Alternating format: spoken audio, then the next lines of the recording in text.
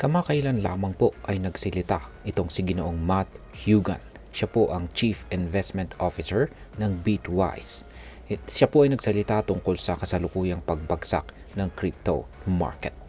Ang kanyang mga pahayag ay nagbibigay po ng mahalagang pananaw sa kung ano po ang posibleng mangyari kay Bitcoin, Ethereum at iba pang mga cryptocurrencies sa mga susunod na buwan.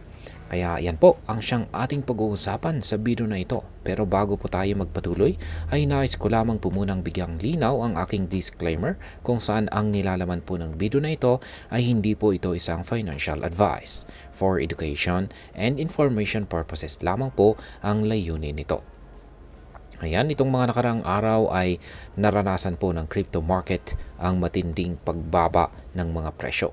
Ayon po sa mga ulat ay bumagsak ang kabuuang market cap mula po sa $3.61 trillion patungong $3.49 trillion. Isa po itong 3% na reduction sa loob lamang ng 24 oras. Kaya ayan, si Bitcoin, yan, siya po ang nangungunang cryptocurrency ay bumagsak po siya ng halos 2.95% at ngayon ay nasa ilalim na po ng presyong $100,000.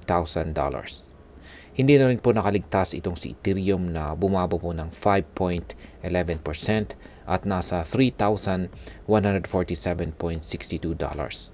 Pati na rin ang iba pang mga altcoins tulad po ni XRP at saka Solana na nagkaroon ng pagbaba na nasa 2.72% kay XRP at 6.03% naman kay Solana. Ngayon ay ano po ang sanhi ng biglang pagpagsak ng market? Kaya yan po ang malaking tanong dito. Ayon po sa mga eksperto, ito ay epekto raw ng mas malawak na fluctuations sa financial market.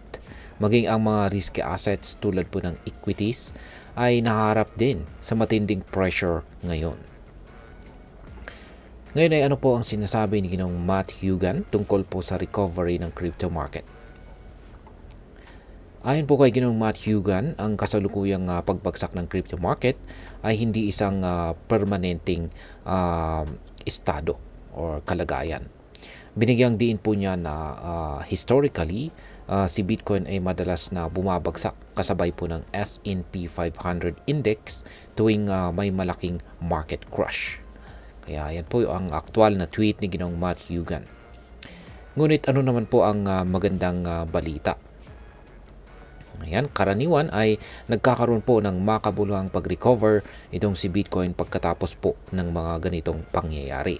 Sa katunayan ay batay po sa datos, ang average na pagtaas ni Bitcoin sa post-crash ay nasa 189% sa loob ng isang taon. Ngayon, paano nga ba naiiba si Bitcoin sa gold bilang hedge asset? Ayan. Sa panahon ng economic turmoil, ang mga tao ay karaniwang nag-i-invest po sa mga tinatawag na hedge assets tulad po ng gold or ginto.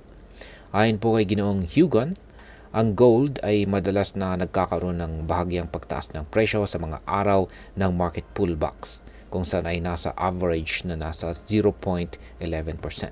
Ngunit sa mas mahabang panahon, nananatili po ang mas mataas na returns kay Bitcoin kumpara sa ginto or gold.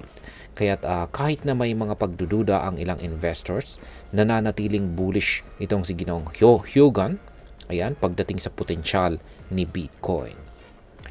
Ngayon ay ano po ang mga sinyales mula sa stablecoin activities? Ayan. Kasabay po ng pahayag ni Ginoong Hugan ay napansin din niya ang pagtaas ng mga stablecoin deposits. Partikular na po ang USDC nitong January 20. Bagamat positibo ito sa unang tingin, ang Coinbase Premium ay bumagsak sa negative territory. Ibig sabihin po nito ay kahit na handa na ang ilang investors na pumasok muli sa market, marami pa rin ang nagdadalawang isip dahil sa mga kasalukuyang kondisyon.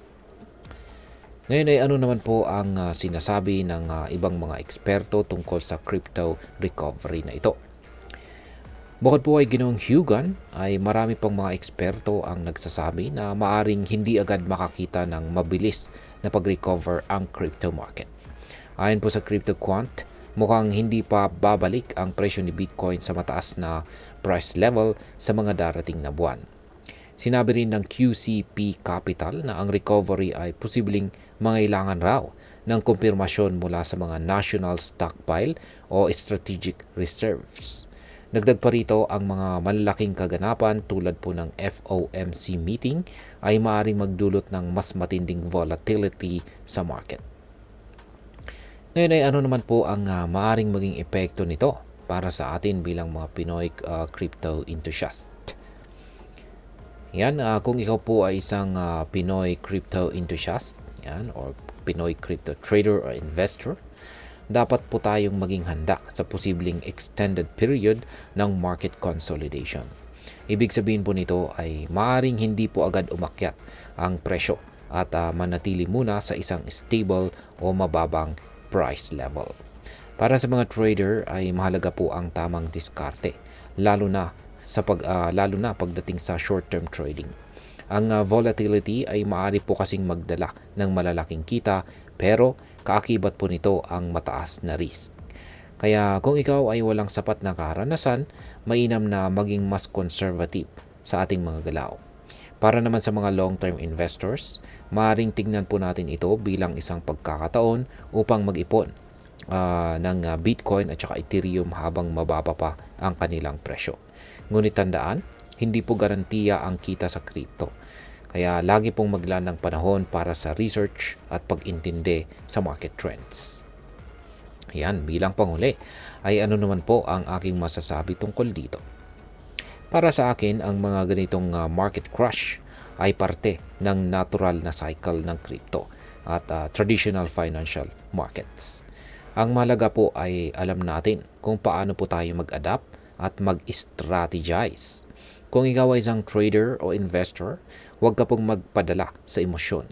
Sundin ang iyong investment plan at huwag sumugal ng pera na hindi mo kayang mawala.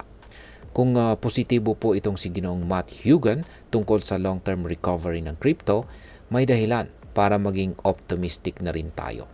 Kaya tandaan, maraming beses nang napatunayan ni Bitcoin na kaya nitong mag-recover at magbigay ng mataas na returns. At ayan, hanggang dito na lamang po tayo sa video na ito mga ka-crypto. Sana po ay inyong nagustuhan ang aking paliwanag sa video na ito. Kung inyo po itong nagustuhan, pag-click lamang po ang like button nito. Marami pong salamat sa panonood. Ingat po tayo lagi at God bless po sa ating lahat.